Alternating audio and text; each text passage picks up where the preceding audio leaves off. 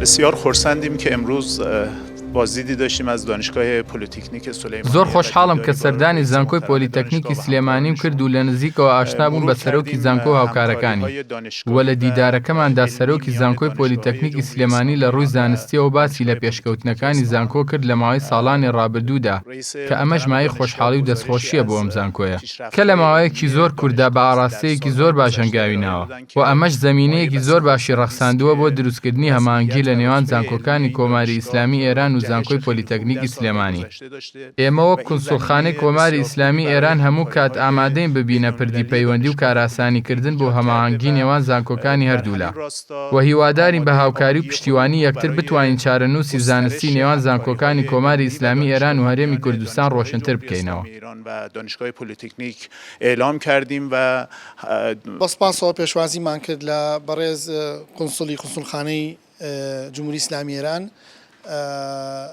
لە شاری سلێمانی لەگەڵ وەفدی هاوەریانە. ئەمڕۆ لەم دیدارەیە باسکرا لە چۆنێتی پتۆکردنی زیاترکردنی پەیوەندی زانکۆی پۆلیتەکنیکی سلێمانی و پەیوەندی نێودەوڵەتەکانی زانکۆمان لەگەڵ زانکۆکانی جمهوری ئیسلامی ئێران و وی شایانی باسە زانکۆی پۆلیتەکنیکی سلێمانی لە ماوەی 3 ساڵە چەندین چالاکی زانستی نێودەوڵەتی ئەنجام داوە لەگەڵ زانکۆکانی جمهوری ئیسلامی ئێران و پرۆژەی هاوبەشی هەیە لە بواری ماستەر و دکتۆرا لەگەڵ زانکۆکانی جمهوری ئیسلامی ئێران. ئێمە ئەمانەیە لە ڕێگای پەیوەندیە لە ڕێگای زیارەتی بەڕێزیانەوە ئەم پەیوەندیە پتەوترکەین و بەهێزتری بکەین و بەردەوامی بکەین و کار بکەین بۆ ئەوەی زانکۆمان و قونسوڵخانەی ئێران کاریگەری هەبێ لەسەر پەیوەندیەکانی نێوان پارێزگای سلێمانی و جمهوری ئیسلامی ئێران و زانکۆکانی جمهوری ئیسلامی ئێران. ئێمە ئەوەی شانی باسە لەگەڵ ژووری بازرگانی سلێمانیا